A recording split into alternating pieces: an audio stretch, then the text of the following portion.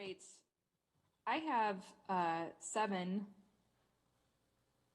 Do we have everyone on the City Hall side? Yes, we do. Okay, thank you. I'll call this regular meeting of the Vermillion City Council to order. Mike, the roll call. Helwig? Holland? Here. Humphrey? Here. Price? Here. Sorensen? Here. Ward? Here. Wilson? Here. Mayor Collier-Wise? Here. If you'll join us for the Pledge of Allegiance, I'll ask everyone on Zoom to please mute yourself except for Catherine, who will lead us today.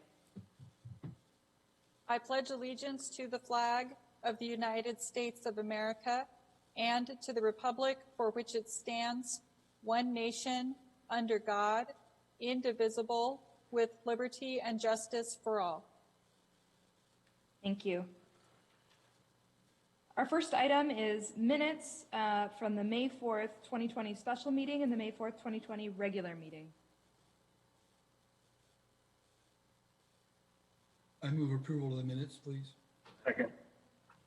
Got a motion for approval by Holland and a second by Ward. All in favor, please signify at the roll. Holland? Aye. Humphrey? Aye. Price? Aye. Sorensen? Ward? Aye. Wilson? Aye. Mayor Collier-Wise? Aye. Motion carries. Adoption of the agenda. John or Mike, do you have any additions? No. Move the agenda, Wilson. Second. Second. Brian. We've got a motion and a second. All those in favor, please signify at the roll. Holland? Aye. Humphrey? Aye. Price? Aye. Sorensen? Aye. Ward? Aye. Wilson? Aye. Mayor Collier-Wise?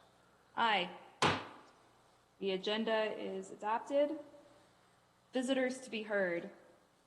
Persons addressing the council shall use the microphone at the podium or submit their comment through our YouTube channel. Please raise your hand to be recognized in person. Go to the podium and state your name and address. I would also say that if you are making a comment through our YouTube channel, please identify yourself, as we will not be accepting anonymous comments. For items not on the agenda, members of the public may speak under the visitors to be heard on any topic not on the agenda. Remarks are limited to 5 minutes and no decision will be made at this time. If you do have a comment on something not on the agenda, now would be the time to submit it because there is a little bit of delay, and so it'll take us a little bit to get to that. For agenda items, public testimony will be taken at the beginning of each agenda item after the subject has been announced by the mayor and explained by staff. Any citizen who wishes may speak one time for 5 minutes on each agenda item. Public testimony will then be closed and the topic will be given to the governing body for possible action. At this point, only city council members and staff may discuss the current agenda item unless a council member moves to allow another person to speak and there is unanimous consent from the council. Questions from the council members, however, may be directed to staff or members of the public through the presiding officer at any time. As we're continuing to kind of figure out the best way to do this distance meeting, I would ask that anyone in the public that is watching remotely, please submit your agenda item as soon as we get to that item, even before the staff starts to speak. That's a great time for you to start submitting your comments, again, as we do have some delay. At the end of the staff explaining the item, I will ask our Assistant City Manager, James, to read the comments that have come in. We will have some staff or some council discussion, and then I will make sure to go back to that YouTube comments area before we complete council discussion. So that does give you a little bit more time, but James will let you know when we are cutting off public testimony on that particular item and moving on to the next one, just because we kind of have to have a hard cutoff to be able to move on to the next item. Is there anyone at City Hall right now that has an item that is not on the agenda? No. Is there anyone in the YouTube comment queue that has an item not on the agenda? Okay, Moving on.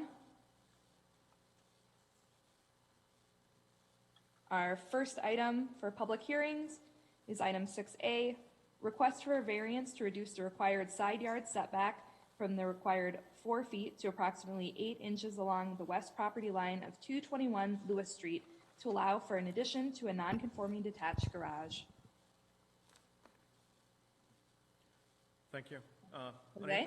On April 27th, the city received a petition for a variance from Mr. Dennis Acree and Mr. Roger Kelly, owners of 221 Lewis Street, with regards to the required side yard setback on the west property line of their property. The owners are requesting that, as you mentioned, that the Board of Adjustments grants a variance along the west property line so that they may construct an addition to the non-conforming detached garage located in their property. City staff advertised a meeting as required by state statute on May 1st. Currently, as this map shows, this is their property, 221 Lewis. It's bounded by Canby and Lewis Street on the north. Right now, there's a house here, an existing garage, one-stall garage, which is about 8 inches away from the property line. There's also a shed back there, and there's also another shed right here. So as you can see, it's a fairly small, compact lot. And it's a little bit hard to see here, but this square here is roughly where the proposed addition to the garage would be. And it's essentially, for all purposes, is actually on top of one of the sheds, one of the existing sheds. The zoning ordinance section 155-100 gives the city council, acting as a board of adjustments, the power to hear and decide variances to vary the strict application of the height, area, setback, yard, parking, or density requirements, as will not be contrary to the public interest. The ordinance has several issues to be considered by the board. These are listed in the memo along with staff's comments. The small size and location of the lot, being a corner lot, make the construction of a conforming garage very difficult and possibly offensive to the neighborhood. Staff's strict interpretation of the ordinance would more than likely prohibit the owner from constructing an addition to the garage without requiring variances. The applicant's proposed plan and the variance needed to execute his plan are the minimum required to alleviate the hardship. If approved, the variance would allow the applicant to construct an addition to the existing non-conforming garage in the proximate location where the existing shed is. Staff believes that the garage addition will not be harmful to the neighborhood. Staff's recommendations or recommends that the Board of Adjustment grant the variance, reducing the side yard setback requirement from 4 feet to 8 inches, with the conditions that the variance will only apply to the proposed garage addition and that one of the existing sheds be permanently removed from the property. The ordinance requires a 2/3 majority of the council to vote in favor of the variance for it to be adopted. Mr. Dennis Acree is also on the line if you guys have any questions for him. Kelsey, I believe. Thank you, Jose. Sorry. Go ahead, James. I believe Tom had a question. Is there anyone in the audience that has a question? No, there's not. James, do you see anyone online at this time who has made a comment? This is Tom. No, I do not. Okay, seeing none, I will turn it to the council. And Tom, go ahead. Thank you. We've, some of us have visited this. This really, as Jose mentioned, it replaces something that's going to be leaving anyway, that larger shed. Yep. And I went over and looked at it. The neighbor to the immediate south is not opposed to this either. And it's clear that these people keep their property in nice shape. And so I move approval. Second? All right, we've got a motion by Sorensen and a second by Holland. Before we vote, is there any other discussion from the council? Are there any comments online, James? No, there are not. All right, seeing none, please indicate your assent at the roll. Holland, Aye. Humphrey, Aye. Price, Aye. Sorensen, Aye. Ward, Aye. Wilson, Aye. Mayor Collier-Wise, Aye. Motion carries. Thank you. Thank you. Thank you, Dennis. Thank you very much. I appreciate it. Have a good evening, folks. May I leave now? Absolutely. Okay, thank you so much.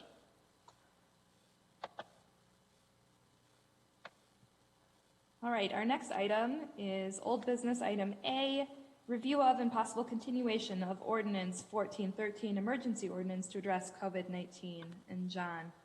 Thank you. This is nothing new to the City Council, the community. I'll just do a brief recap. As you know, you had a couple of emergency meetings on the 24th and 30th of March where you took a look at ordinance 1413, you reviewed that, you drafted some changes, and ultimately adopted that on March 30th. With any emergency ordinance, it does have a 60-day lifespan. And just as a recap, the ordinance placed restrictions on public gathering places in entertainment venues such as bars, restaurants, movie theaters, video lottery, casino operations, and some other establishments that have public accommodations such as nail and hair salons, barbershops, health clubs, and spas. That ordinance, after adoption at your 2 meetings in April, there were no changes made to it. But at your May 4th meeting, you did adopt a resolution to modify that original ordinance. Through that resolution, you provide some guidelines on operating businesses at approximately 33% of occupancy. This would be your final time to review any changes to Ordinance 1413 as modified through the resolution on May 4th, unless you would have a special meeting, as the expiration date is May 30th of this year. We did include in your packet a very blank resolution for you to take a look at if you wanted to make further modifications to the existing ordinance. There was some discussion at the noon meeting with regard to some of the park and rec activities. And so I guess at this time it's okay with the mayor. We'd maybe have Jim and the park staff kind of follow up on that discussion. Yes, please.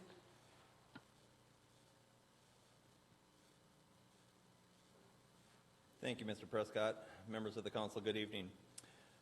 As we enter into summer, Vermillion Parks and Recreation staff traditionally loves the opportunity to offer recreation programming, hosting sporting events, seeing people at Prentice Plunge, and having the playgrounds and basketball courts full. However, the summer of 2020 programming and facility management comes with addressing COVID-19 concerns. With the following presentation, I offer you information and request guidance on the direction that you'd like to have it go for our community. As I go into this a little bit further tonight, a couple things. The slides may differ from what I have compared to what is on your screens and on television tonight, so I will try and go over those to the best of my ability and keep them close. Secondly, as I mentioned at the noon discussion that we had today, this situation is extremely fluid. And the reason I say that is the very first item that we are going to discuss here is can softball and baseball teams begin practice, limited practice on the 19th, with full practices on June 1st and games beginning June 15th. Mr. Carlson informed me that he got information from the Safety Benefits Incorporated, our city's insurance provider, which basically is putting some caveats in there that fans, spectators, teams, players, everybody has to sign waivers before they enter into the facility. I don't have all that information. That came out late this afternoon.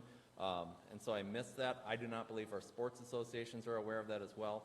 So keep that in mind that this is fluid, and I don't have all the details yet on that one. Another question that we have for you is, can the city begin limiting the recreation program, opening of the playgrounds and basketball courts, and should staff begin preparations for June 15th Prentice Plunge opening? As we had lengthy discussion at noon, I've shortened this presentation down a little bit just for everyone involved, but just as a reminder that the fields here in Vermillion are used by outside entities or entities made up of Vermillion citizens and residents, in which formed associations such as Vermillion Fast Pitch, Vermillion Youth Baseball, the Gray Sox amateur team, the Soccer Association, USD Club Baseball, as well as the own Vermillion Parks and Recreation as our own programming sites. We have been working with all of these associations to make sure that they understand kind of where we're at right now with the COVID situation, and also have asked them to start preparing a COVID-19, I guess, plan of action for if They are able to have practices and games at the field. How are they going to address it as far as spectators and safety protocols and whatnot? They are working on that. Some of them have them done, some of them are not complete, but they are working on that. Nothing would happen, I guess, from the Park and Rec standpoint to the use of the fields until we have a copy of those and approve said copies of that. So that's one of the questions that we have for you. Second of all, Parks and Recreation Administration here has been gathering information from the CDC and other nationally recognized organizations, has identified the following programs that could possibly begin on or around June 15th. That could be held with COVID-19 protocols in place. Those would include youth baseball and softball for ages 7 through 12 years old, youth tennis for 5 to 13-year-olds, and youth track and field ages 9 to 12-year-olds. That is what we would offer to the public right now for programming this year, that we would feel comfortable and be able to have protocols in place to keep it safe for the users of the programs and for staff instructing the programs. Number 3 here, playgrounds and basketball courts. We've done extensive meetings with the South Dakota Park and Recreation Association to keep in contact what other communities are doing, what the CDC says to do, what other national organizations are doing. So basically, I just want to share the information to you that the following playgrounds and basketball courts in these communities, Sioux Falls, Yankton, Pierre, Brookings, Aberdeen, Beersford, Watertown, Mitchell, and all the South Dakota State Park systems, have their playgrounds open with either no or very limited sanitization procedures. With that, I also would like to share with you that the following communities, their playgrounds are closed as of today. Some of them are meeting tonight to talk about it, but the ones that are closed for sure right now today, T, Huron, and Rapid City. And the final slide, Prentice Plunge, again following the Vermillion Parks and Recreation, utilizing the CDC and other national organizations, has identified COVID-19 measures and protocols that could be taken place to allow Prentice Plunge to open this year. I have a large list, as you guys have seen at noon today.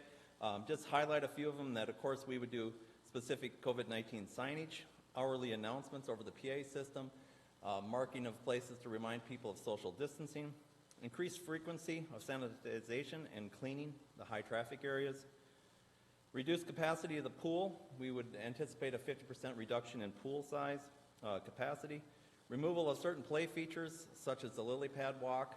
Our lily pad walk is made up of sports-themed balls and whatnot, but that would be removed.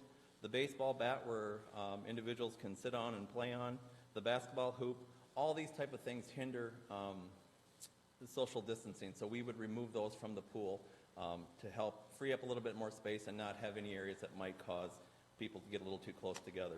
And last but not least, there are concession stand options to prepackaged food and drink options. That's all we would have. There'd be no hot food or anything like that. These are some of the protocols that we would put in place. Again, we have a larger list of them, but we just want to start getting direction on what you guys would like to see. So that's kind of what we're looking at right now. And I believe, Kelsey, you asked a question for Mike for this evening. Yeah, Catherine had asked Mike to maybe look into financials. We do know that generally the pool does take a loss, and so we had asked if Mike could maybe give us an idea of what especially reduced capacity would do to that loss. And I tried to take a stab at this there's way too many variables to get something exact. For the last 2 years, we averaged losing about $120,000 on the pool. If we're going to add 2 protocol monitors during the pool being open on June 15th through September 7th, it's estimated to increase expenses about $10,900. I tried to make some attempt at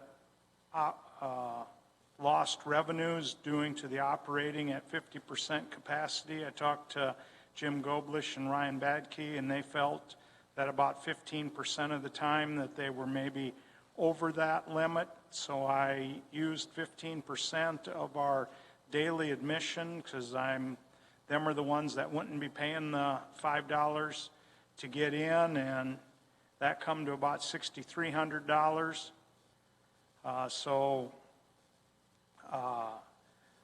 You look at operating expenses, we haven't been operating for 15 days, but at the same time, I don't know what additional supply costs there may be with sanitizing of the high-traffic areas, the tubes and bathrooms. So I didn't even try to estimate what that is, not knowing exactly what these costs would be. So we'd be looking at just the increased expense of $10,900 and about $6,300 maybe of reduced income if we're exceeding the 50% capacity. Other variables might be if there's other cities, the pools are closed, maybe we'll have more days at 50% capacity and more revenues, or there's going to be less people coming and our projected revenues would even be lower. I left season passes where they were, just looking at some of these increased costs. So I talked a long time for maybe a short answer that we'd have maybe not to exceed 17,000 increased expenses for the two items I've looked at. Thanks, Thank you, Mike. I Mike. appreciate you looking that up for me. All right. Is there anyone in City Hall that has any comments on this before we turn it to the council? No, there's not. James, could I ask you to pass on the current comments? And just so folks know, we will give you a little bit more time, but then James will be cutting off public commentary in a few moments. Sure. So I have two comments from Caitlin Rowell at 617 West Cedar. She wants to know how many COVID-19 patients the hospital can care for is her first question. And then her second question is, when will we know if and when park and recreation programs will open up registration for summer programs? So I don't know if there's anyone who has an answer to that first question outside of Sanford.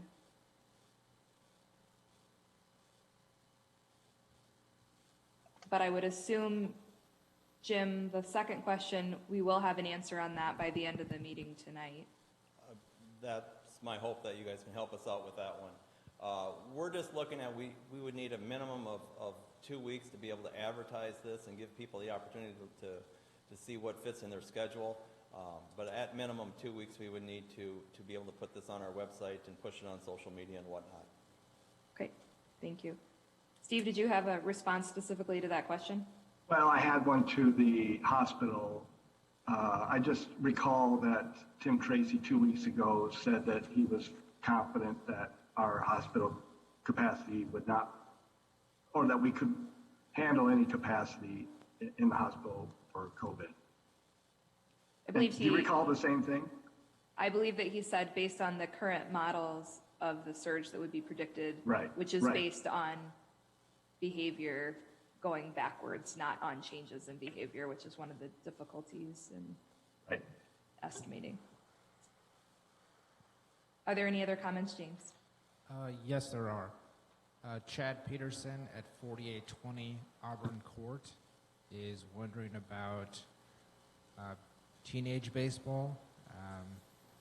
So far, only what's been discussed is 12 and under. Jim, do you have anything about Teener? Well, it kind of goes back to the question about the use of the fields. I think it boils down there. Vermillion Baseball Association right now is waiting on a response from you guys to see the comfort level of you guys allowing people to use the fields. Right now, every baseball and softball team from youth on up is on hold until the determination of what the field usage will be. If fields are allowed to be used, my understanding is Vermillion Baseball is planning on having a U15 team at least, or a 15-16. I can't speak for a 13-14. And also the Legion age kids, which is, I believe, 19 and under, would also have a team. Thank you, Jim. Any other comments, James? I have one more. I'm just going to remind people that I need their name and their full address, including house number. but I'll forward on this comment from Ann Emerson, who lives on Crawford Road. She's wondering about golf programs and if the golf course will be offering lessons and a youth league. On that level, we are still, the golf course has been operating since March 27th under the COVID-19 protocols, and the staff out there have done a great job enforcing that, but our patrons out there have even done a better job following those guidelines and procedures out there. We do plan on having some youth golf. The number of participants involved, I can't give you a number on that. We're waiting to kind of see what staff feels comfortable with. There's going to be a variety of changes that happen to that program, but we are hoping to push that program out there as well. I know they have a competitive type league, and they are planning on holding that as well, but they kind of wanted to see how this goes first before they move forward with that tonight on the other recreational programming side. Thank you, Jim. Are there any other comments from the public before we turn to council? There is one last question, which I'll read, just for the record. Caitlin Rowell at 617 West Cedar Street also asked, if the hospital is able to handle the surge, then why are we not starting to open up parks and playgrounds? Thank you. So we will turn discussion to the council. Just as a reminder, we're discussing the continuation of our current emergency ordinance, which would expire on May 30th, as well as the specific policy questions about parks and recreation that Jim had brought to us at noon today and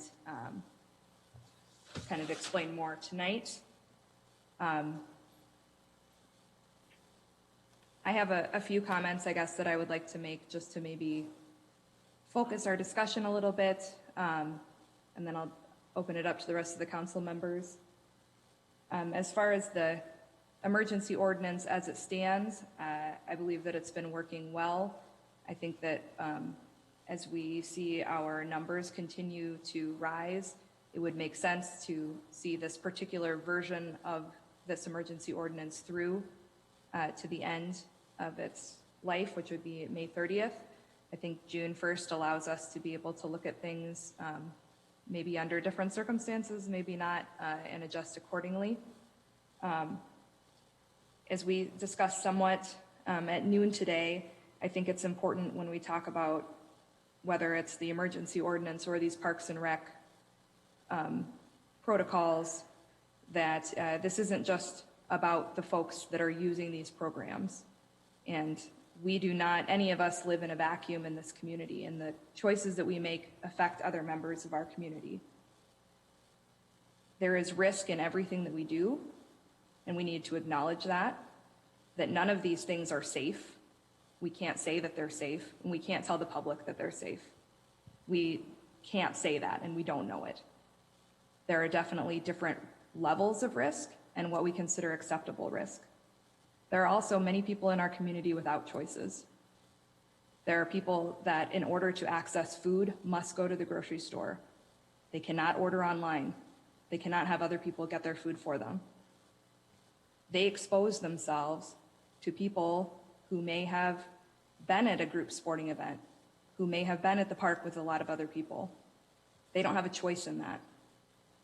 Whether they are elderly or immunocompromised, they are members of our community, and they have just as much of a right to be safe and healthy as anyone else has a right to enjoy things that we've enjoyed in the past. We're all making sacrifices right now.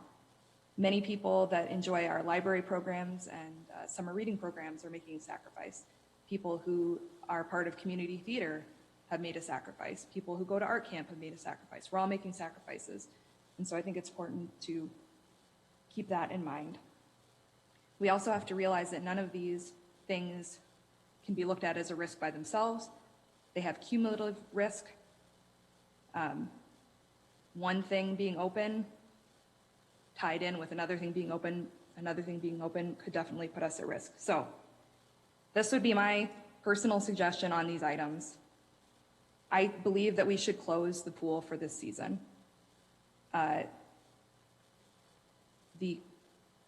things that we would have to do to make the pool safe or safer for people, I believe would make an already fairly costly amenity even more costly and less accessible to many citizens.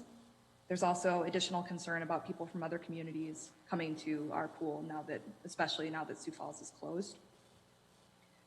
We know that we're going to have some budget issues, and this is a way that we could save a considerable amount of money and ensure some safety. I would say that we should keep playgrounds and basketball courts taped off until our next meeting and revisit. On the identified Parks and Rec programs, I think Jim did a good job of distinguishing kind of what is doable versus what is not, and I really appreciate that. I think we can start advertising them. I would ask Jim to maybe look at the possibility that we could move them off until further in the season, even if we did start registration now, depending on what our numbers are like. I appreciate that, as he acknowledged, we need to be fluid, and I think that this situation is changing. I would also ask that we consider requiring that our Parks and Rec employees wear masks when delivering these services. And then finally, on the baseball question, again, I think that having a discussion about those practices starting, especially if there are no spectators and it's just the teams, I think that that is doable with the idea that we could revisit this idea of games later on, because I think it's the intermixing with folks from other communities that worries me the most. So that's what I'm going to put out there. Now I'll shut up. Anyone else on the council? Rich. Thank you. As I mentioned in the noon meeting, I was in favor of relaxing these and opening up as much as we can. Then I read all the emails, tallied them up that I received, and I was surprised at how many people wish to maintain or keep the things the way they are. And it was also pointed out to me, and unfortunately I could verify some of it, that people attending the Hy-Vee and the Walmarts are blatantly ignoring any masks or following directions. And then also talking to people in the neighborhood where I am, was pointed out to me that some of our bars or liquor establishments have grossly ignored the amount of people there and social distancing. I would hope that the people in Vermillion would be responsive and understanding. But even though I'd like to open it up and make it more available, I go along with the people I've read and listened to, and would opt to keep it as it is now. Thank you. Thank you, Rich. Anyone else? Brian? Like Rich just said, I was really surprised too about how many people said to please keep it closed than to keep it open. And then also with the pool, I've had people talk to me about that too, about not opening it up just for financial reasons, but also for safety too. So I agree with what Kelsey and Rich both have said. Thank you, Brian. Any other comments from the council? Steve? I'm in favor of opening up the baseball fields to practice. And I think the Vermillion Baseball Association sent us all something today that I think is a very reasonable approach. This three-stage approach, basically, and I think that's a reasonable approach that, and it sounds like Parks and Recs has a good approach for baseball as well. I do think that, Kelsey, I think, spoke eloquently about risk, and she and I have gone back and forth together about risk, and I do believe that there is less risk outdoors than there is indoors. And so that's why I would support the baseball opening.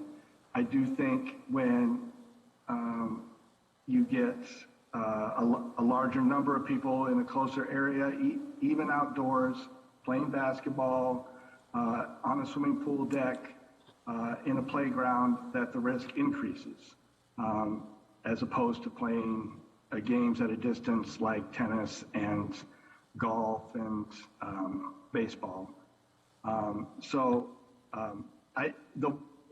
Kelsey mentioned masks. I think it is difficult for Parks and Rec coaches, for example, to wear masks and shout instructions over a long distance. So that might be a little troublesome for them. I would certainly allow a recommendation, but not a requirement. So that's my thoughts.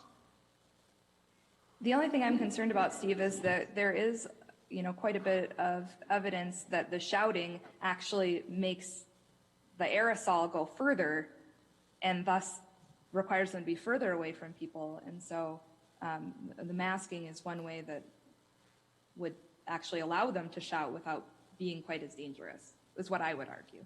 Well, I foresaw that argument, Kelsey. And I think the only, the reason you shout is that you are like in the outfield trying to shout into the infield. So you are dozens of feet away yards away from people. Maybe we could work on sharing PA systems and megaphones. I know there are several in town. Rich. Yes, a couple of things. First of all, I also read that three-point approach from the Baseball Association. I'd like to ask Jim if he could comply with that, or if you think it could be done, because I looked at it and thought it was too difficult to be accomplished. But I could be wrong. I hope I'm wrong. But I did want to mention the golf course. I'm very proud of the actions they're taking and the work they're doing, and I think, therefore, we should certainly relax the golf cart law or rule of just one driver per cart and extend as much as possible, because it seems to be well policed with responsible people, and that's great. Thank you. Thank you, Rich. Jim, do you have a response to that? Yes.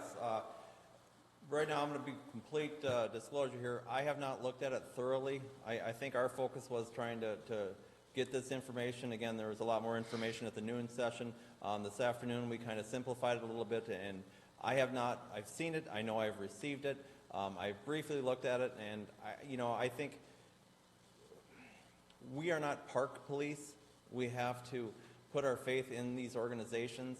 Unless we're going to have a physical staff member on site watching every move that they make, I can't guarantee they're going to enforce them. But what I will tell you is that, much like Rich said at the golf course, I think both organizations that we're dealing with here, at least for baseball and softball, have done a nice job. They've done everything that we've asked them to do. In previous years, I can't imagine that their leadership would jeopardize any chance or opportunity that they have to play on the field or to possibly even host a game. I think they're going to be tickled pink that they can at least get out there and play baseball, at least practice baseball. So once I have a better chance to review that document, I will sure report back to you if it's an email or however it is. But I'm going to put faith in the organization right now that they're going to follow through on what they said. Thank you, Jim. Tom, other comments from the council? Tom? Tom has one.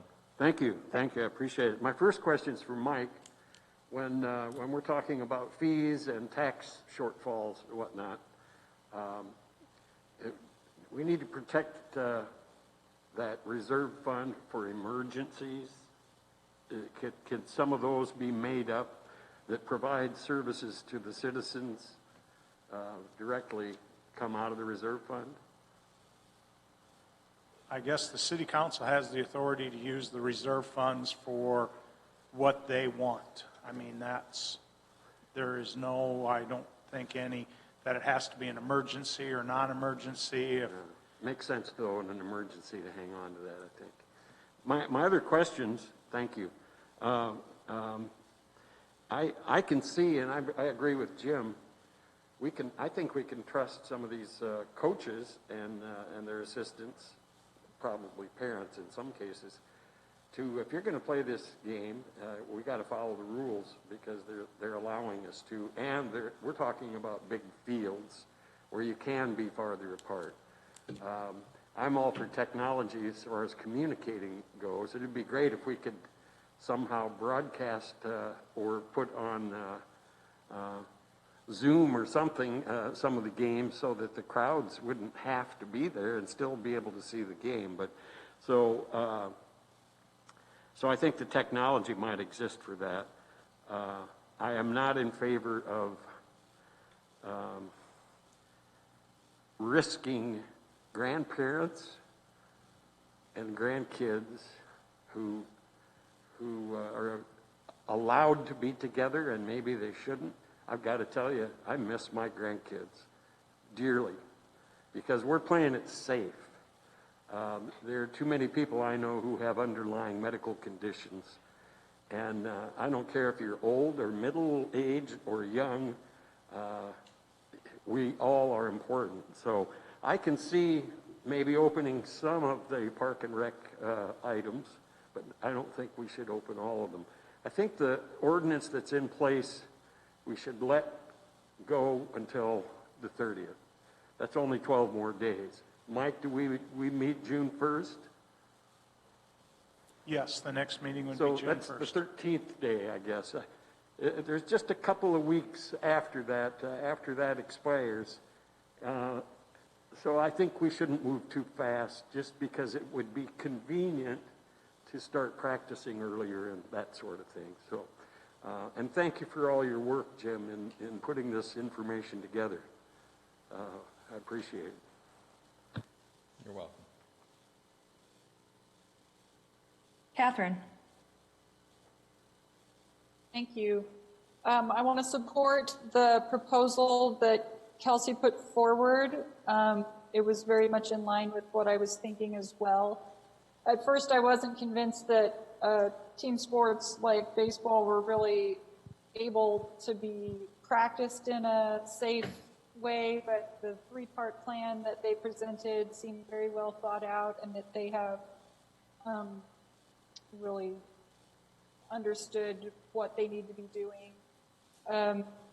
I do think it's good to show an example of an organized organization that can really handle this, direct its people, train them on how to continue doing their work in a safe and appropriate way. And so just like the golf course has done as well. So I think it's okay for us to let them or to give them leave to go forward with that, with their organized plan.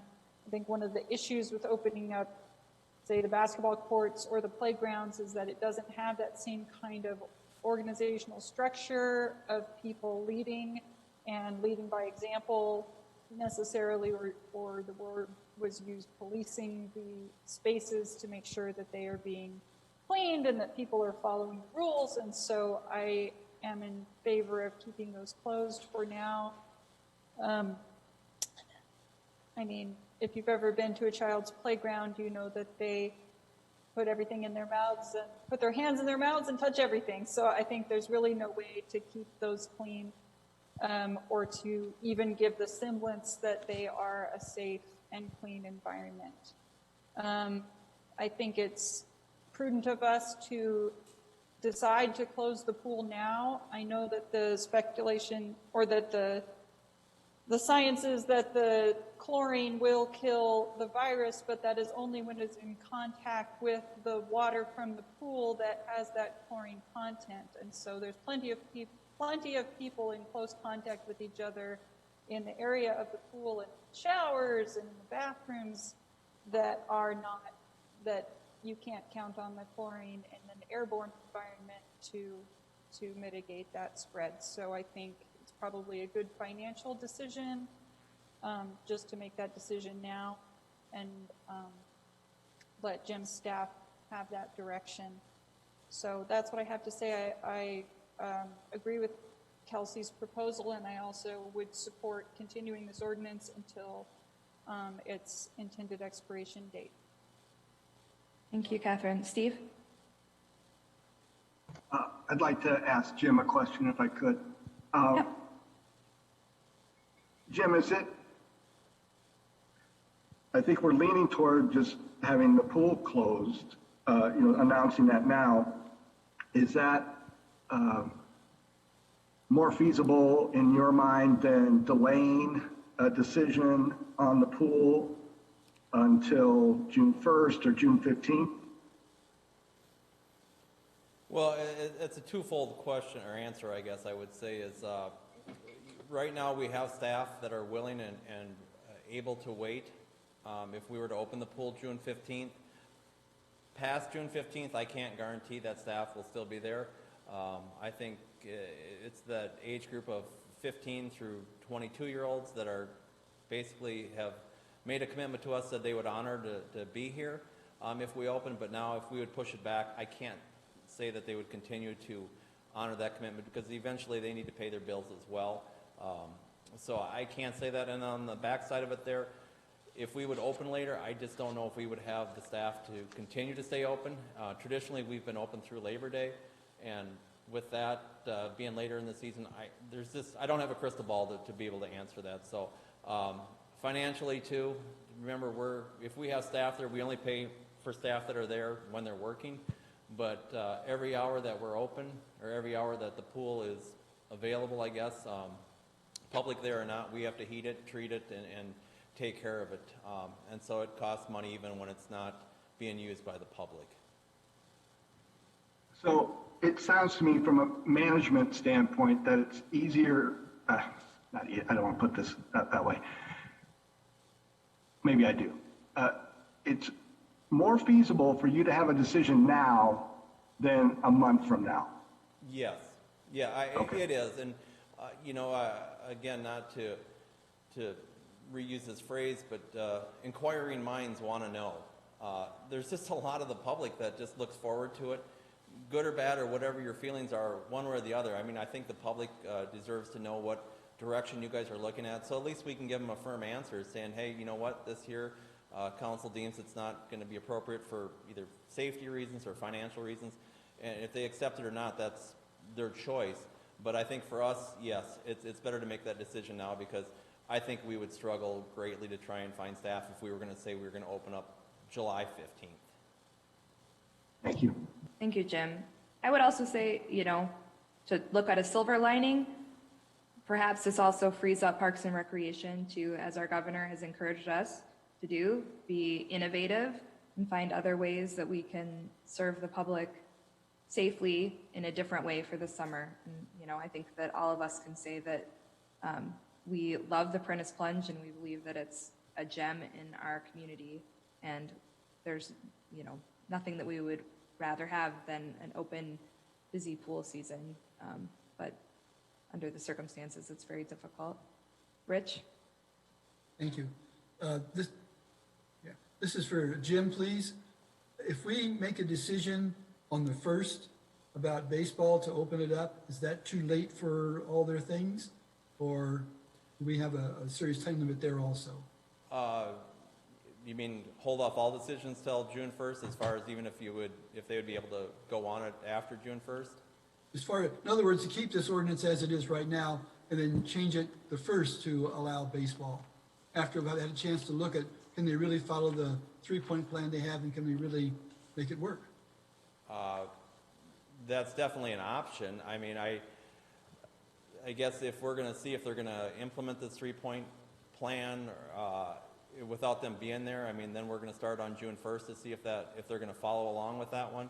I think the other avenue for that, what baseball and softball needs to know is they're part of leagues or not tournaments, but a greater picture where they have to schedule games with other communities. And with baseball being and softball being a physical sport, they need time to physically condition their bodies. And so at least a 2-week window there. That's your call, council. If you want to hold off till June 1st, that's what it is, and revisit that decision. That's fine with me. I'm kind of neutral in this. I just need to let these organizations know they don't have the opportunity to visit with you all directly, so they kind of use us, Parks and Recreation, as a medium to visit with you folks. Again, that's a council decision. If you want to hold off till June 1st and then make that decision, I just need the direction. Thank you, Jim. I think, just to be clear, at least what I was suggesting is that as far as, scheduling games, that's something that we would need to revisit. And so it's important that they would know that that's not necessarily something we're signing off on, even if we did allow practices to start. Because I think that's a completely separate question, and the answer could be very different 2 weeks from now. Steve? So you're all clear. I was on the baseball board for several years, and the impetus for starting practice is to get arms strong kids don't hurt their arms when games start. So 4 weeks of practice 4 or 5 weeks is recommended to retrain the arm so that you don't get hurt when you're playing games. So that's why they wanted to start now and have fields available. And you all should be aware that they will be scheduling games. Now, if things get bad here and we change our minds about whether Prentice Park can be open for games is another matter, but they will be forced to schedule games. So just, if we allow them to do this, if we open up the fields, just know if you see games are scheduled, that it wouldn't be someone thumbing their nose at the council. It would be something that they would need to do in advance to just organize. I just want to make sure that they don't say, well, you told us we could schedule games. You know what I mean? Right. Like, I just want to make sure that there's an understanding that even from our standpoint, you know, it's a phased plan, and that phase requires that we revisit because the circumstances are continually changing. Howard? Well, I think that we should let them start practicing, but not let them know at the same time that we're not saying it's going to go on, because we can have June 1st and June 17th, whatever the next meeting is, to revisit this, just like we did from the old ordinance to the new ordinance. We could revisit it on a week-to-week basis, and the use of the fields would depend upon the outcome of where we're at. If we turn into a hot spot for this virus, then we're going to cancel it again. And I hate to see the pool closed. I was a big advocate of that new pool. But I think for this year, I've thought about it all day long, and I thought, if I still was a father of young children, I would probably be very hesitant to let them go, just because this virus for the young children, where they say they don't catch it as well, but there's getting to be more and more of them come up. So I'm not sure that I would let my child go to this. So I think maybe for the first year this year we should close, because it's going to be too costly to try to open up later, and I don't think it's ready to open up now. Thank you, Howard. Rich? See if John, if I haven't worded this properly, I think what I'd like to propose and make the motion that we continue with ordinance 1413 with the exceptions of allowing 2 people on golf carts, because the golf course has done a great job of policing things. And I'll throw it in there, let them start practicing on baseball, but everything else remain the same. Can we do that with those conditions, John? Well, technically, your ordinance exempts park and rec programs, so you wouldn't, with respect to the ordinance continuing, the minutes would just acknowledge that you discussed it and that no resolution came forward. I think the rest would be direction to staff. I think it could be done in the form of a motion, I guess. I'm looking at Jim McCall at the moment. Or I guess we can just, if we have consensus, or I suppose it's probably best if they just voted to make that into a motion. Jim, would you agree? Yeah. So if you wanted to make the individual programs, the pool closing or basketball courts, et cetera, into a motion, that's probably the motion that would be helpful. I lost there. I'm saying that we would continue with 1413 with those 2 exceptions. I can't do that, or I have to list everything that's on there. I think what he's saying is that the playgrounds and the basketball courts aren't actually enumerated in that. And so if our direction to staff is that we want to continue to have those closed, that should also be part of the motion, along with closing the pool and allowing practice to start for baseball. And softball. And softball. Yeah, I was going to ask if you would include softball. Second? Was that your motion, Rich? Yes, thank you. Okay, we've got a motion by Rich and a second by Tom, and Mike, Do you have that motion? Does that make sense? I'm sorry, I didn't really get, we want to continue ordinance 1413. We're going to close the pool. We're going to start baseball and softball. And continue to have playgrounds and the basketball courts closed. And 2 per cart. Continue with basketball and The playgrounds being Playgrounds. taped off. The other one was what about the offering the limited recreation programs that Jim talked about? Was that addressed in the motion, or did I miss that, or are we going to? It was not addressed. Rich, would your motion include the suggestions that Jim had as far as which recreation programs to potentially start advertising? At this point, no. No, no, I didn't want to include those additional things. Not at this point, perhaps on the next meeting in June. But I also, Mike failed to see what was the golf cart issue also. Okay. I think maybe we had a consensus on that at noon today. We did. On the golf cart, yeah, we did. Yes. But may I add something quickly? Tom's got a question here. Since the public's not here, it wasn't at noon, it was clarified that there is the option if some unrelated people cannot be forced into 2 per cart. If you have the option of being 1 per cart, if I think Jim clarified that during the noon discussion, so. That's correct. Thank you. Okay.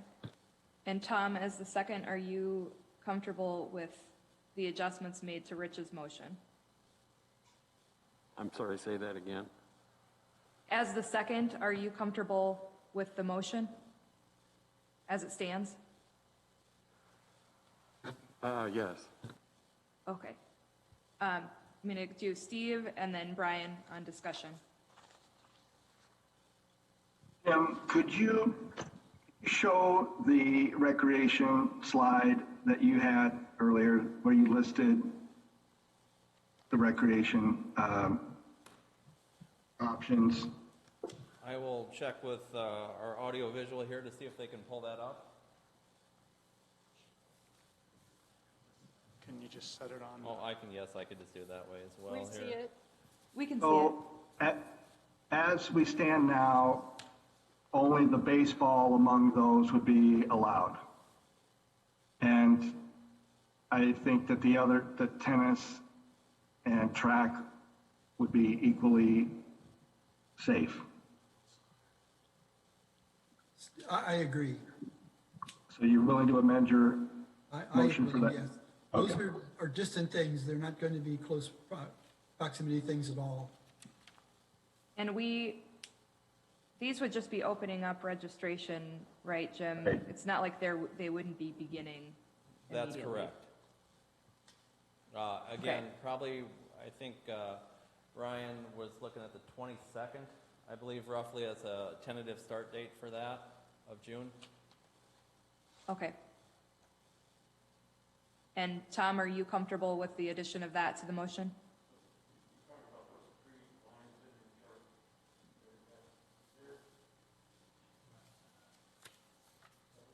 I'm sorry, I'm not hearing. So you're talking about youth recreation, league baseball, softball, youth tennis, and youth track and field doing what? Being able to open registration with the idea that they could potentially start June So 22nd. registration could at least get underway. I agree to that. Okay. Brian? Now, I'm not sure if this has been talked about or not, but maybe this is for Steve or maybe for Jim too. If it's shared equipment like bats, balls, who cleans those between uses, or how's that go? Or was that in the sanitizing plan that I missed, or was it not talked about? The Vermillion Baseball Association had a plan for that they would not be sharing those things. And the batting gloves would be worn at all times. And All right, I must have missed that part of it. Thank you, Yep. Steve. Is there any further discussion? Now that I think we've figured out what our motion is. May I interject, please? Yes. So just to be clarified on my part here, that teams would, if this all goes through here, could begin practices. Can I request that revisit this again at the June 1st meeting to see, at least give an update, and then possibly explore the options as far as scheduling of games, just to be fair to our organizations, both baseball and softball, to see where they're at. Also, I have been waiting for soccer to have some input. I haven't had a lot of discussion with them, just haven't had the contact with them, but I know soccer has had some interest doing some club sport this summer here, at least practicing if nothing else, but I would like to get an update for them for you. Yeah, I think we would continue to review this at each meeting, kind of like the rest of our ordinance. Sounds good.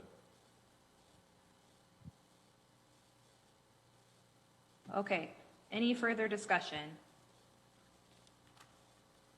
Seeing none, we do have a motion and a second. All those in favor, please signify by saying aye at the roll. Holland, Aye. Humphrey,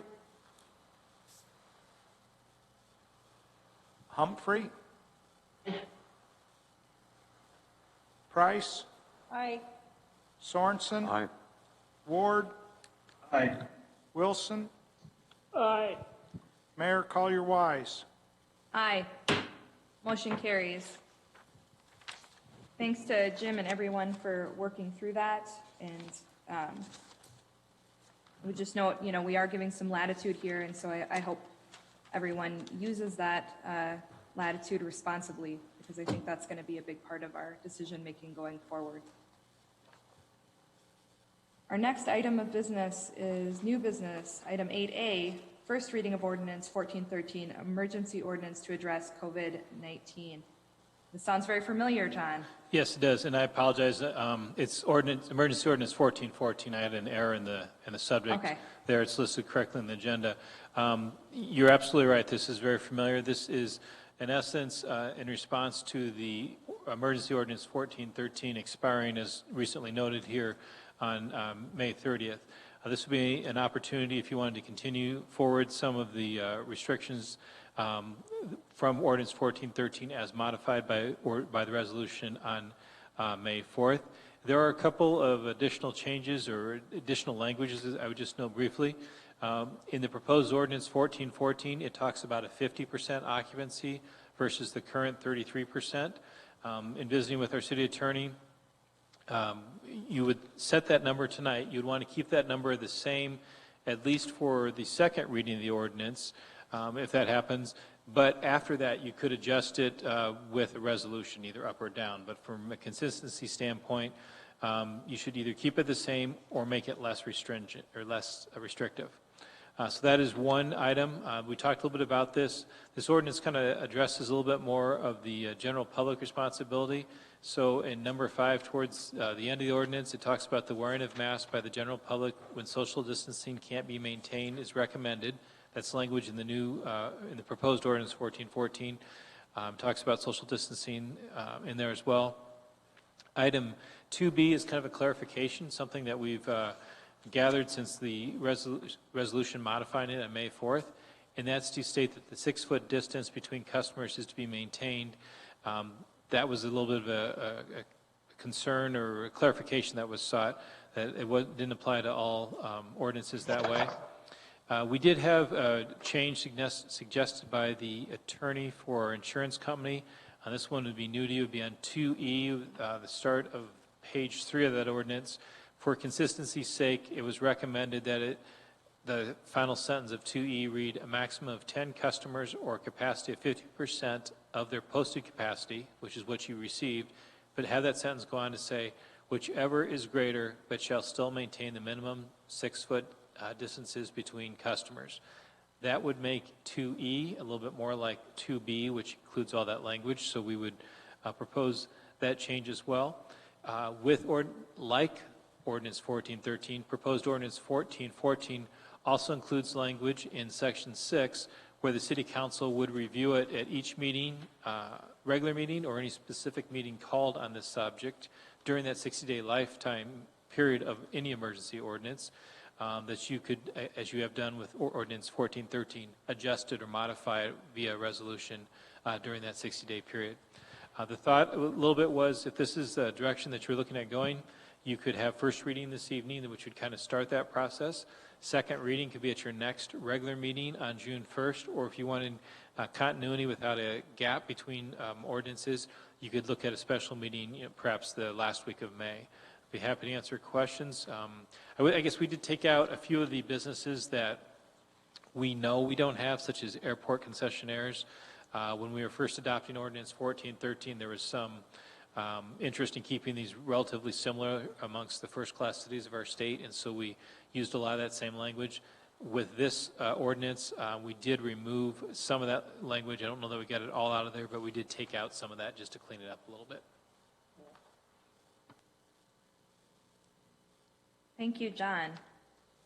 Is there anyone at City Hall that has a comment on this? No, there's Anyone in the not. audience? Okay, thank you. James, are there any comments on YouTube? There are. I'll read one comment.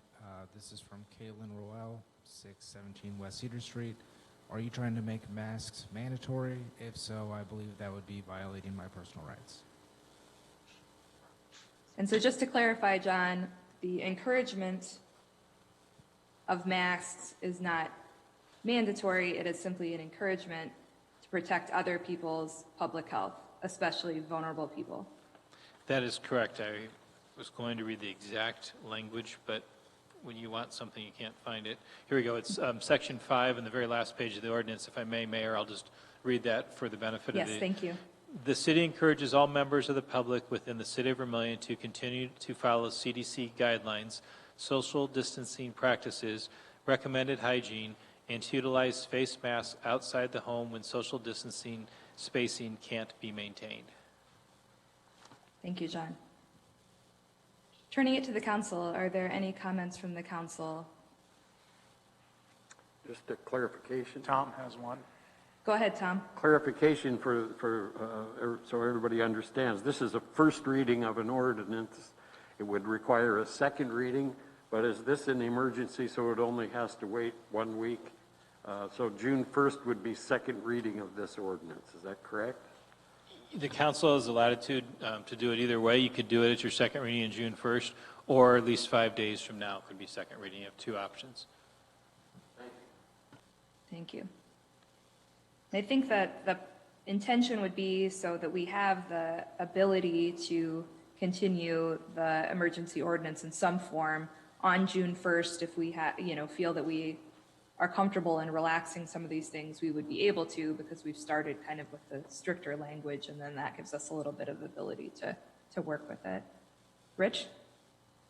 Yes.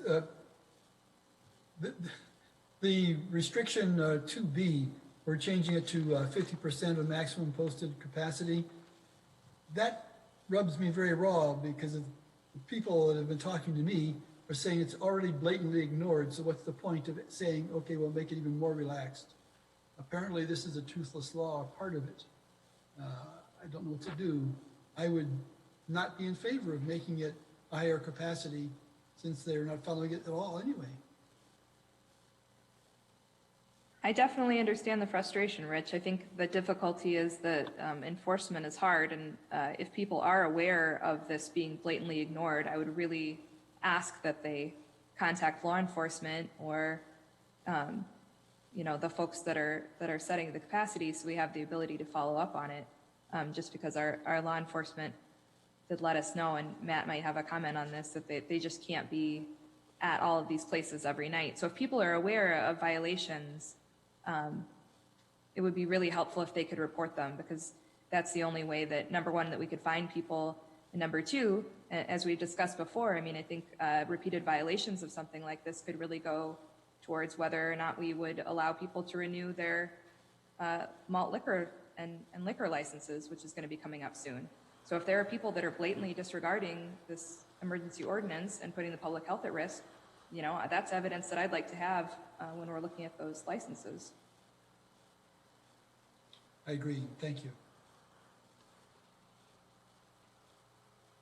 I would move approval with the change to 2E, that it match 2B, as John stated. Second. We have a motion from Catherine and a second from Brian. Is there any further discussion from the council? Any further discussion? Just a quick point, Go ahead, Tom. if I may.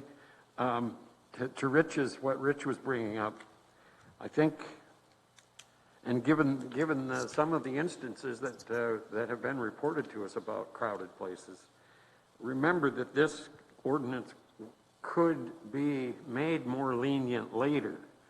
This would, correct me if I'm wrong, Jim McCullough or John, will this be subject to resolution change rather than like the first one was? Okay.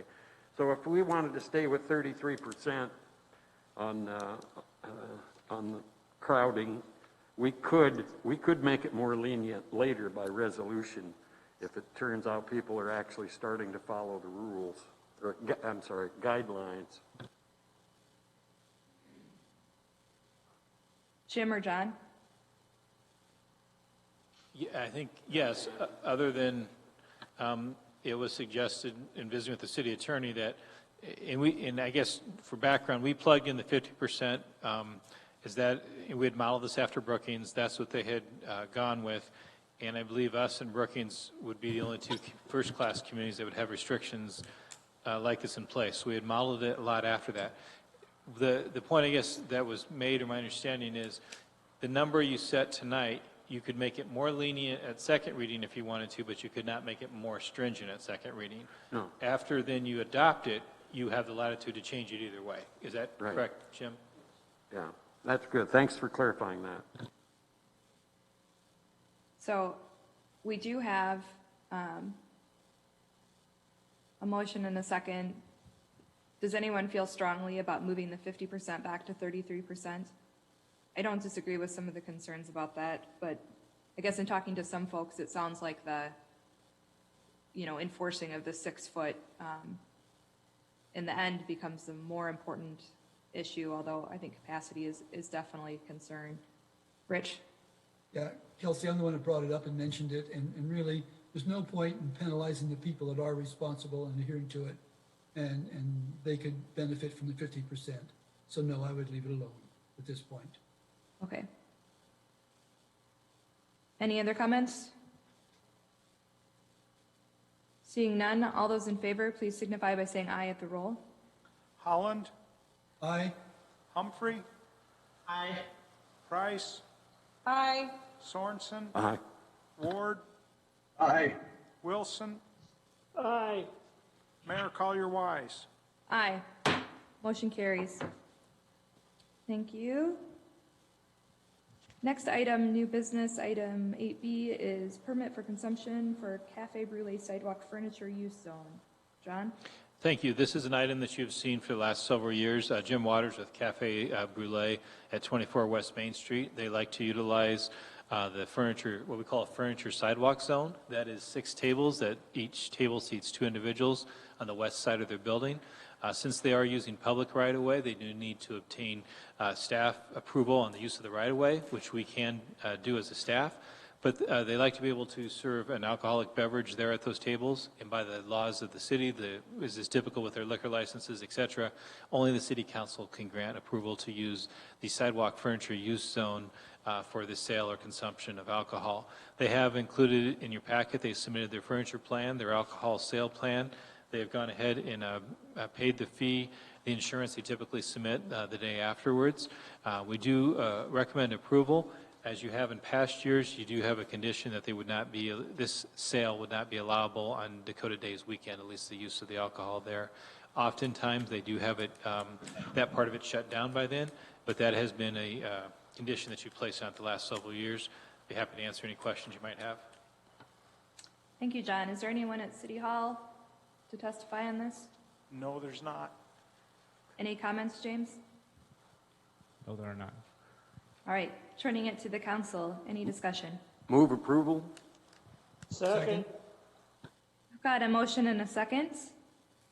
Any further discussion? Seeing none, all those in favor, please signify at the roll. Holland, Aye. Humphrey, Aye. Price, Aye. Sorensen, Aye. Ward, Aye. Wilson, Aye. Mayor Collier-Wise. Aye. Motion carries. Our next item, 8C, bid number 1 board recommendation to utilize reserve funds. John? Thank you. You might recall back in 2014, the $2 bid fee was enacted here in the community. That is a $2 per night fee on occupied hotel rooms. The bid board kind of worked with that program for a couple of years, and in 2017, they decided to establish a reserve fund of $30,000. And once the $30,000 reserve fund was established, then the remaining 98% would go to the VCDC for the use of tourism promotion in our community.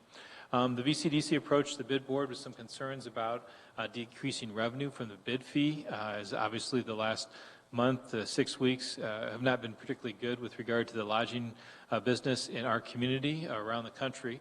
The VCDC approached the bid board about using a portion of those reserves to help make up the difference.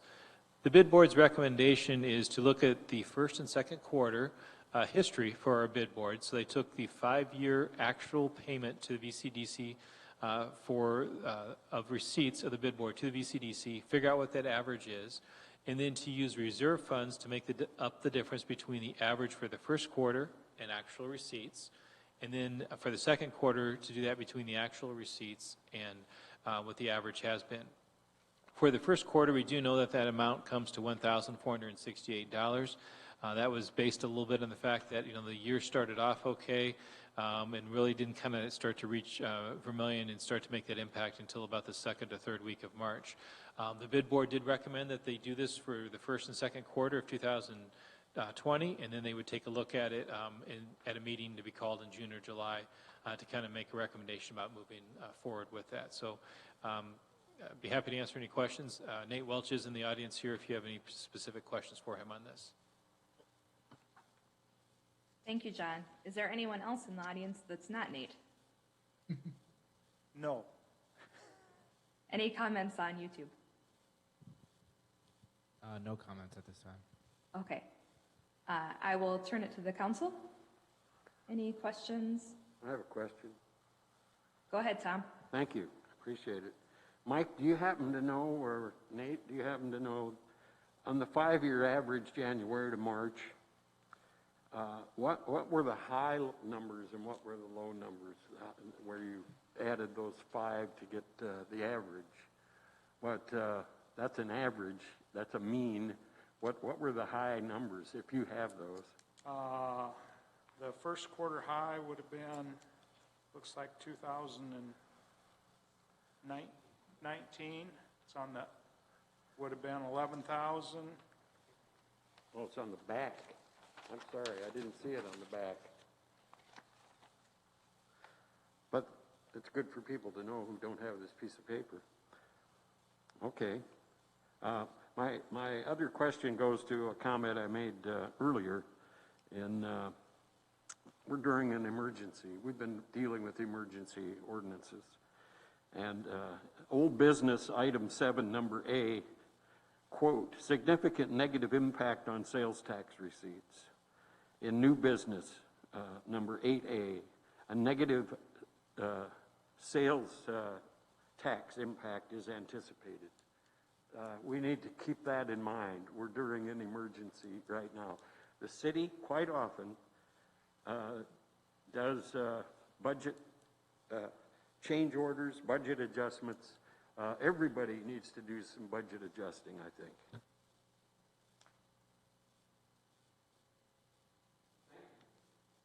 Any other comments from the council? Any other comments from the council? I move approval or adoption. Wilson, second. Got a motion from Holland and a second from Wilson. Any other discussion? Seeing none, please signify your approval at the roll by saying aye. Holland, Aye. Humphrey, Aye. Price, Aye. Sorensen, Nay. Ward?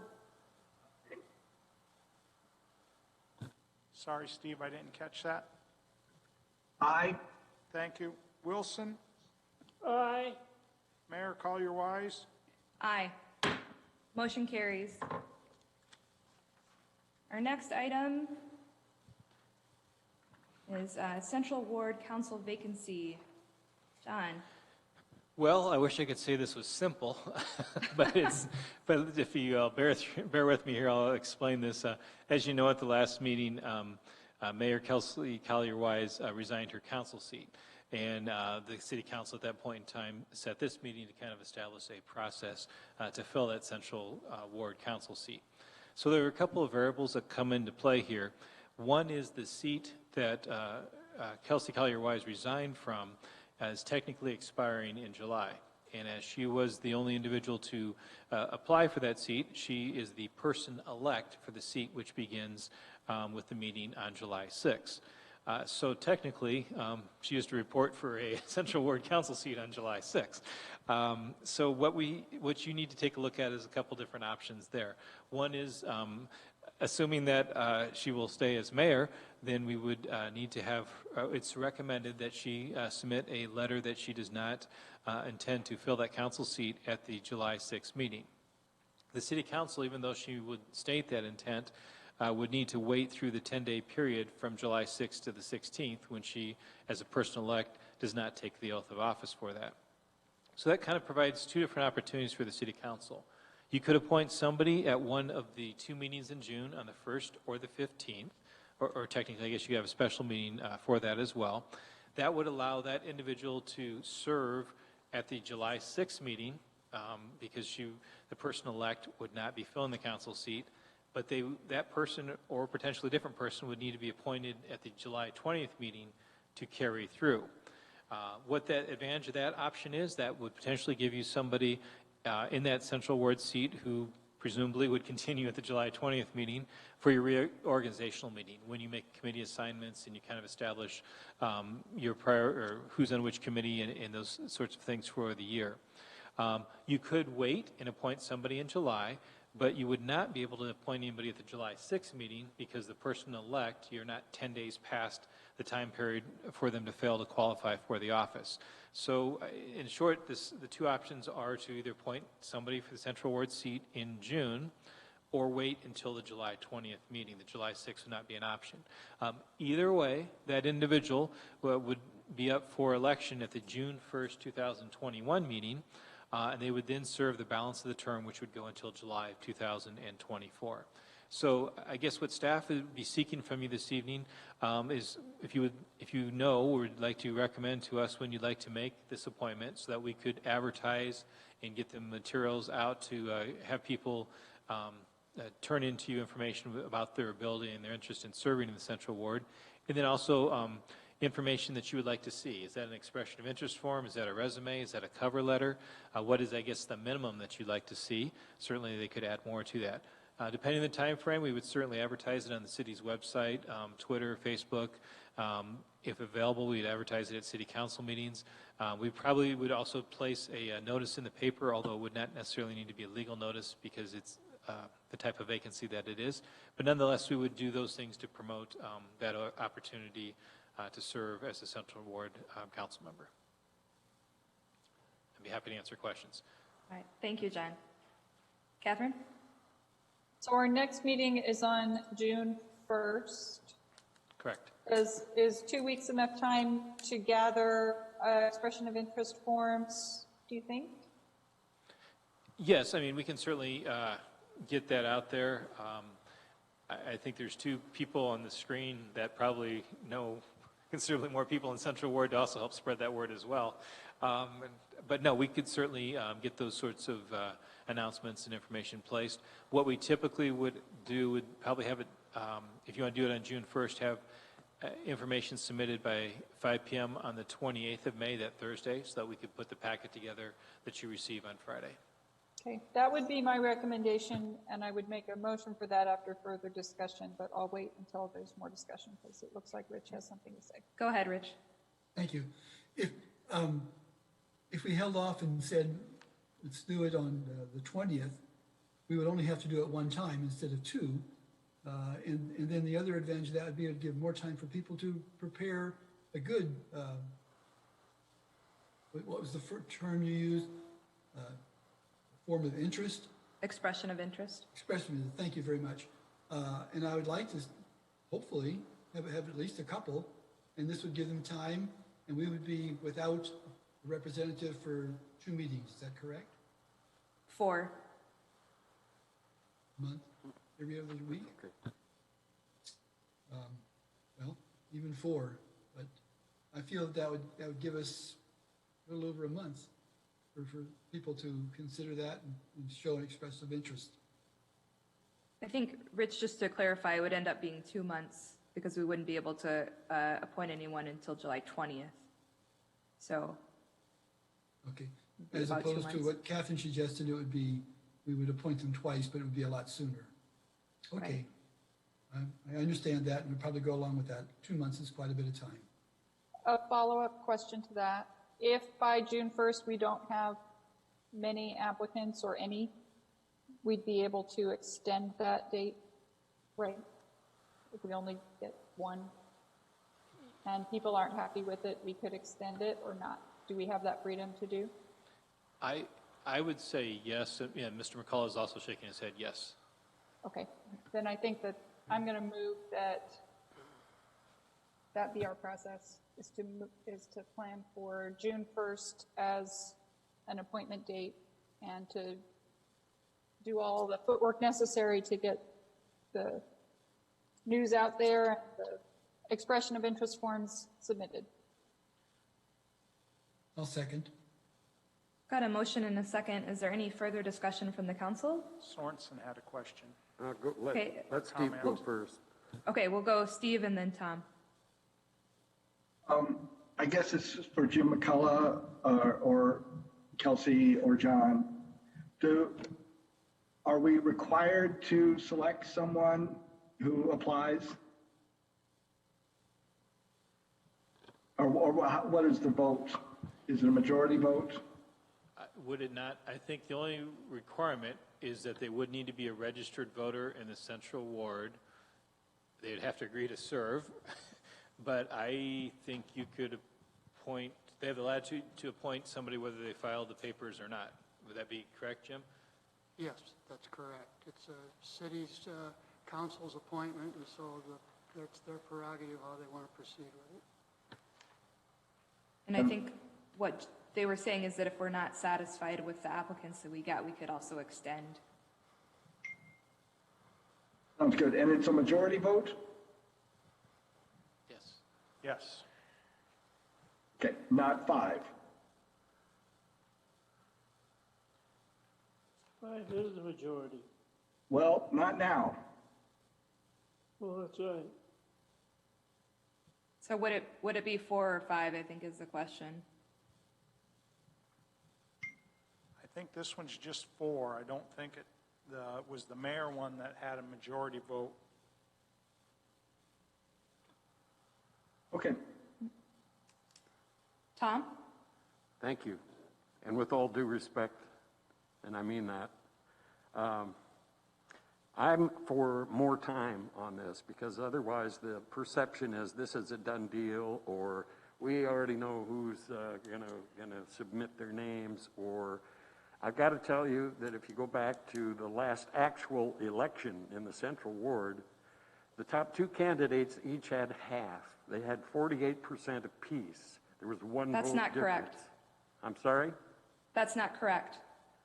I can read you the numbers if you'd like. In the Central Ward, it was 47.8% for the mayor, 47.5% for the challenger, and 5% for the third candidate in the Central Ward.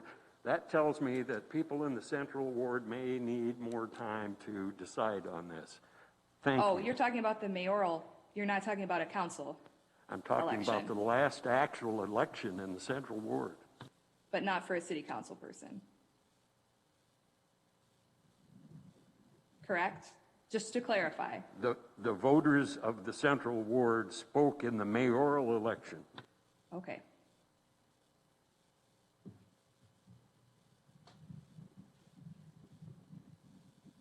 Any further comments from the council? We have a motion and a second. All in favor, please signify by saying aye at the roll. Holland, Aye. Humphrey, Aye. Price, Aye. Sorensen, Nay. Ward, Aye. Wilson, Aye. Mayor Collier-Wise. Aye. Motion carries.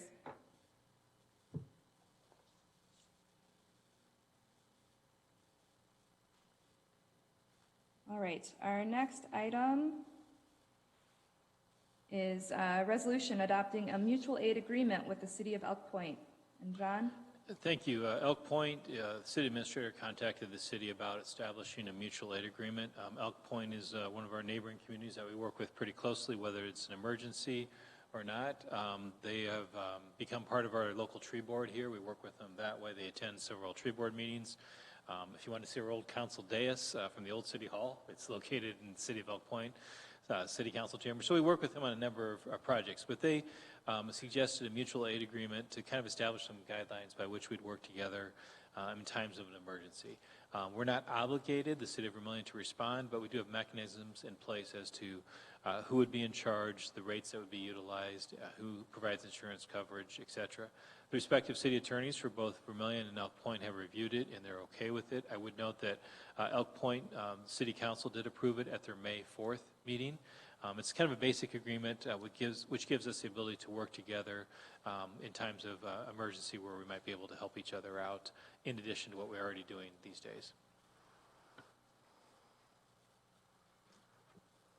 Is there any comment from the audience? No, there's not. Anything on YouTube, James? No, there are no comments on this item. Turning it to the council. I move approval. Second, Catherine.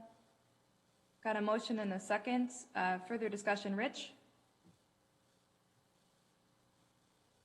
Yes, I just wanted to ask John. John, are there any downsides to this? I would say no. I guess one of the first things I thought about it, are we locked into anything? Is this going to force us to respond? And we have the ability, and I expect that we'll probably be called to help them out more than we might be calling them, but there could be instances of either way. But it does give us the latitude if we do not have the time to respond or the ability, what have you, to very simply say no, that this doesn't work out. So we're not locked in to doing anything that would hamper our city operations. Good. Thank you. Any further discussion from the council? Seeing none, we've got a motion and a second. All those in favor, please signify at the roll. Holland, Aye. Humphrey, Aye. Price, Aye. Sorensen, Aye. Ward, Aye. Wilson, Aye. Mayor Collier-Wise. Aye. Motion carries. Next item is 8F, resolution pledging Vermillion Now funds toward engineering design of Bliss Point Phase 2 infrastructure. John? Okay. The VCDC is in the beginning stages of developing the second phase of Bliss Point.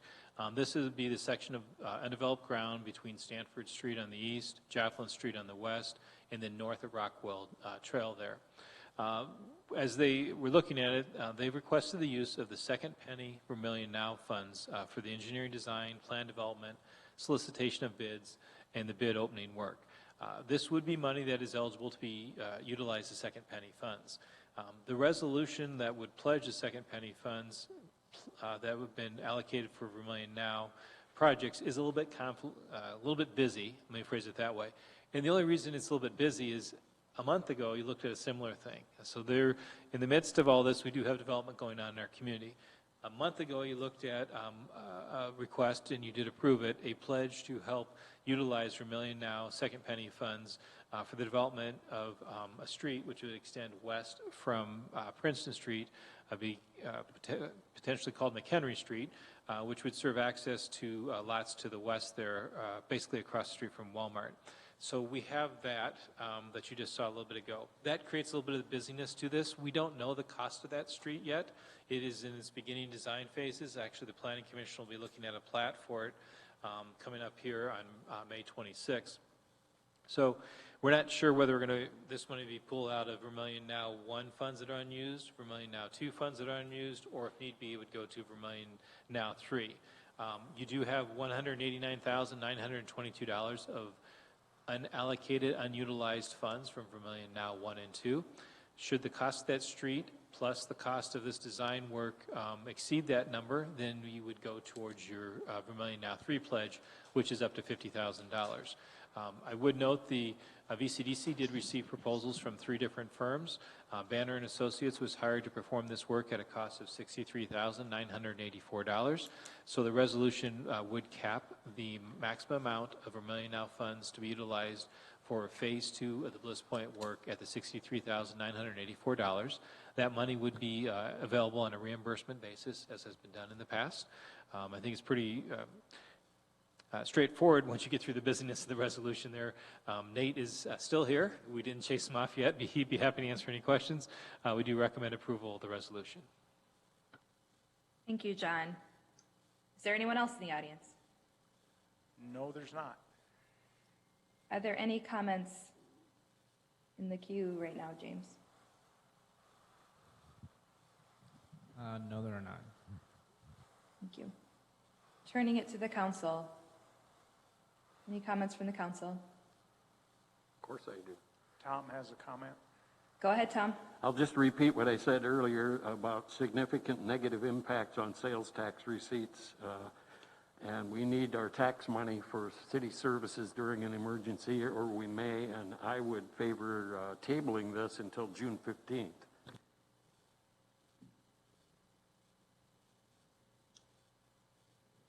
Any other comments from the council? I'd make a motion, but it wouldn't get a second.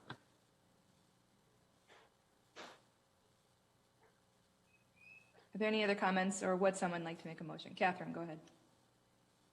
Is there a time frame that would require it to be done tonight, or would Tom's motion to table it negatively impact the project? Well, why Nate, if I may, Mayor? Go ahead.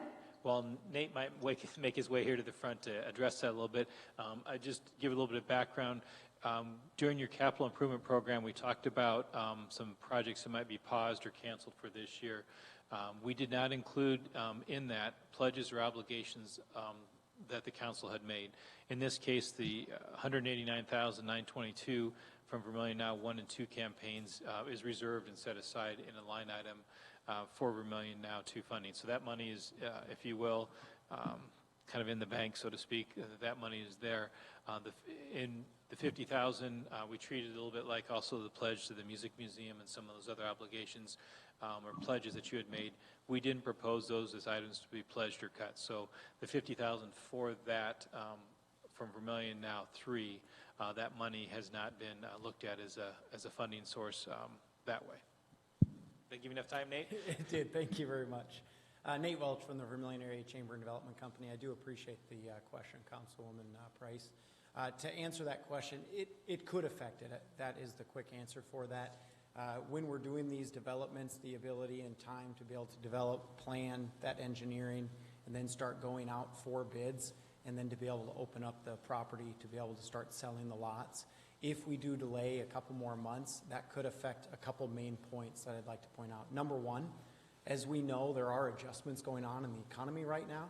We do feel there could be some positive bids coming back. We need to get the engineering done so that we can open up for those bids and find out if it will be best for us to begin construction in the fall of 2020 or wait until the spring of 2021 so that we can ultimately open up the development to be able to be built on with houses by the fall of 2021.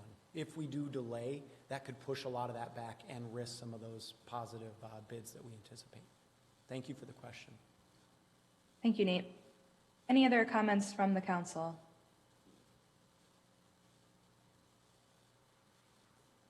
I would entertain a motion. Howard? Move that we approve it. Second. Got a motion by Howard and a second by Steve. James, are there any other comments before we move on to the vote? We have one comment. It's from Aaron Kirkhoff, 319 West Dartmouth. It says VCDC needs to hold off and wait. Thank you. Any further discussion from the council? Seeing none, all those in favor, please signify at the roll. Holland, Aye. Humphrey, Aye. Price, Aye. Sorensen, Nay. Ward, Aye. Wilson, Aye. Mayor Collier-Wise. Aye. Motion carries. Thank you. Our next item, 8G, request from USD for temporary street closing of North Plum Street from East Cherry to Highway 50 for move-in day on August 21st, 2020. And John. Thank you. I might just group items 8G and 8H together in terms of the description, although we've, in the past, we've treated them as separate motions, just for clarity's sake. USD is planning their new student, I guess you'd say student move-in day for Friday, August 21st. They have before you two requests. G is North Plum Street from East Cherry Street north to Highway 50, and item H is Rose Street from Coyote Village to the Dakota Dome. The time for both of those is from 5 a.m. to 4 p.m.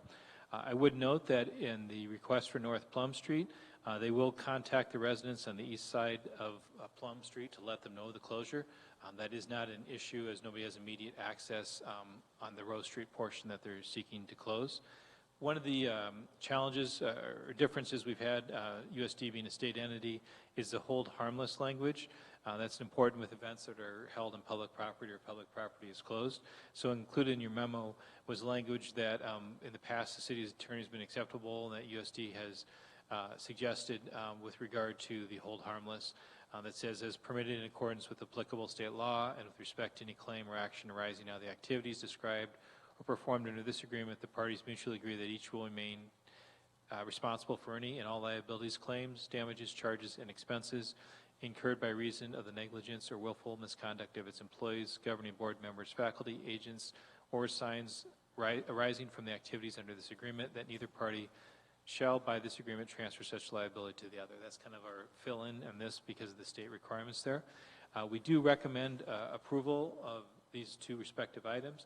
We do ask that you acknowledge, if that's acceptable, the hold harmless and indemnification language that I just shared with you, as well as a stipulation that all traffic control devices for the closure be acquired, installed, and removed by USD Police Department, which has been past practice and is the way that they are used to setting it up. I'd be happy to answer any questions. Thank you, John. Is there anyone in the audience? No. Are there any comments, James? No, there are not. Okay, I'll turn it to the council. Steve? John, when was the last time you talked to anyone at USD about this street closure? It was submitted by UPD. Bryant Jackson and Jeff Rice were the ones who submitted it. I'm sorry. How long ago was it? Let me see if this part of it still has a date on it. It may not. Excuse me. Well, looks like on May 6th was the date that they submitted this to us. Okay. So I heard today at work that the USD's plans for move-in are going to be extended over a number of days and not just one day in order to obviously not bring too many people together all at one time. I don't think there would be any harm to table this item today, since there's plenty of time until August for us to confirm that, because I think this might be changed. That's a great idea, Steve. I might suggest then we probably should, and we did not receive any communication at this point yet, so thank you for that. They probably should, if that's the wishes of the council, can they do it in one motion, Jim, or do you suggest two motions to table the items?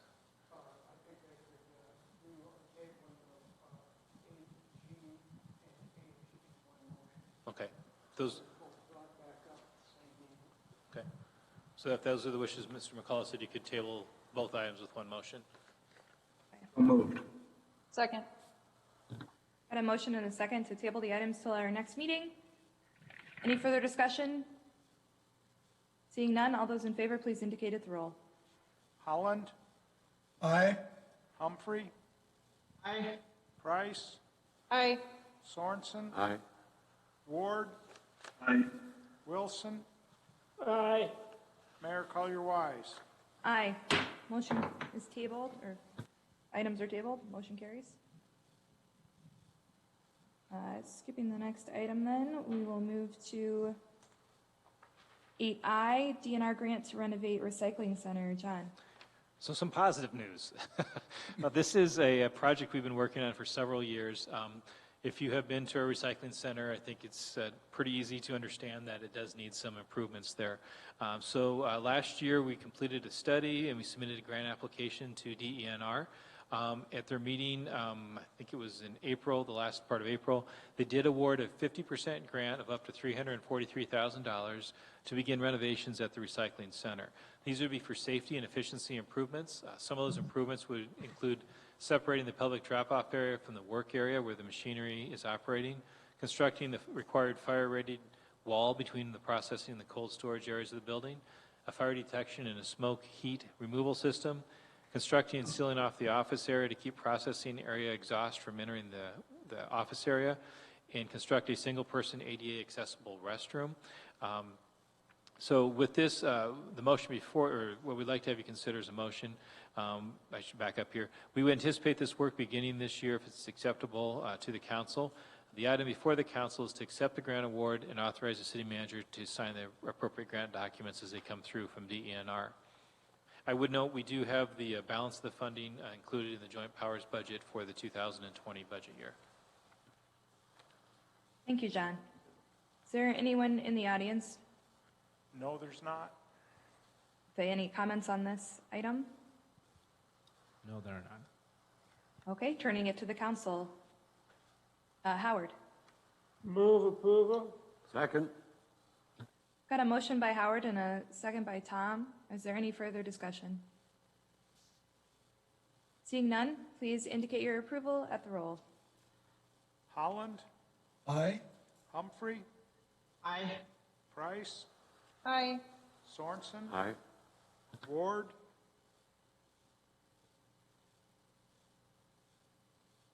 I think he had to step away. Wilson, Aye. Mayor Collier-Wise. Aye. Motion carries. Next item, 8J, Professional Services Agreement with Burns McDonnell for Recycling Center Building Renovations. John? So this is to bring the project we just talked about to a reality. Burns & McDonnell, they were selected through a competitive process last year to complete the building evaluation and to develop the proposal for improvements for the recycling step. The next step is for consultant, basically would be taking that work, completing the design, the bidding process, and construction administration. So basically we're utilizing their conceptual design, so it made sense to continue with them rather than have to start all over again. The professional services fee agreement before you is for an amount of $145,900. That is included in the project cost and is part of what is eligible for the grant dollars. I would note, since the packet was prepared, we had one slight change.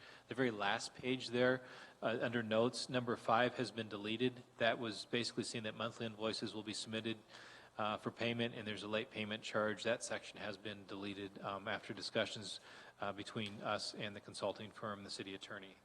Other than that, we do recommend approval of the professional services agreement with Burns & McDonnell for the recycling center building renovations. Thank you, John. Are there any comments, anyone to testify either at City Hall or on YouTube? Nope, no comments. Okay, turning it to the council. Howard. Move approval. Move approval of the recommendation.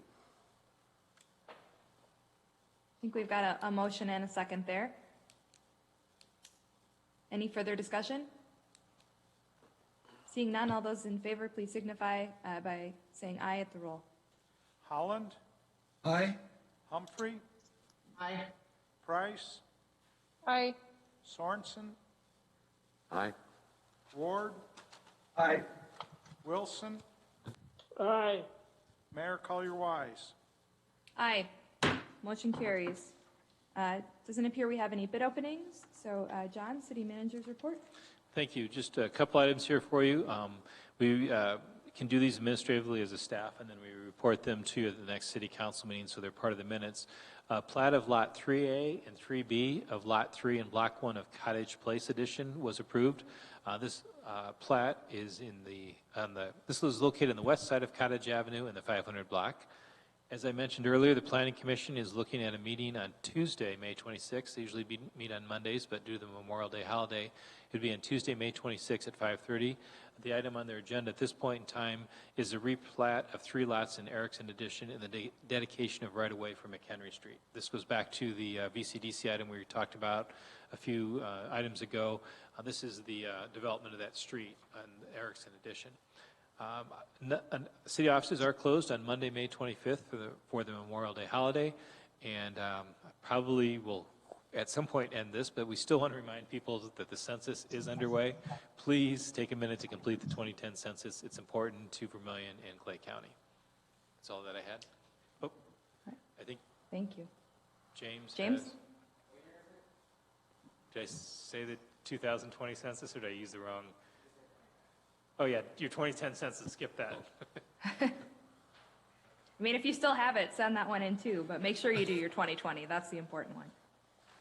I did also want to add big congratulations to our fellow council member, Julia Hellwig, on the birth of Andreas, who came into the world right before the noon meeting today. So Julia was not able to join us today, but she'll be back way sooner than I think any of us anticipate. She's been watching what we've been doing, and we send she and Chad and Andreas all of our love.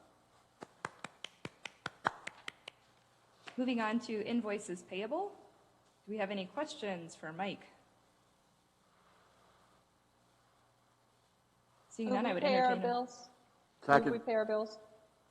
We've got a motion and a second to pay our bills. All those in favor, please indicate by saying aye at the roll. Holland, Aye. Humphrey, Aye. Price. Price. Aye, sorry. Sorensen, Aye. Ward, Aye. Wilson, Aye. Mayor Collier-Wise. Aye. Motion carries. Item 12A, consensus agenda. Set a public hearing date of June 1st, 2020 for annual malt beverage and South Dakota farm wine renewals. Move. Second. We've got a motion by Howard and a second by Catherine. All those in favor, please signify by saying aye at the roll. Holland, Aye. Humphrey, Aye. Price, Aye. Aye. Sorensen, Aye. Ward, Aye. Wilson, Aye. Mayor Collier-Wise. Aye. Motion carries. Steve? Yes. I move we adjourn. Second.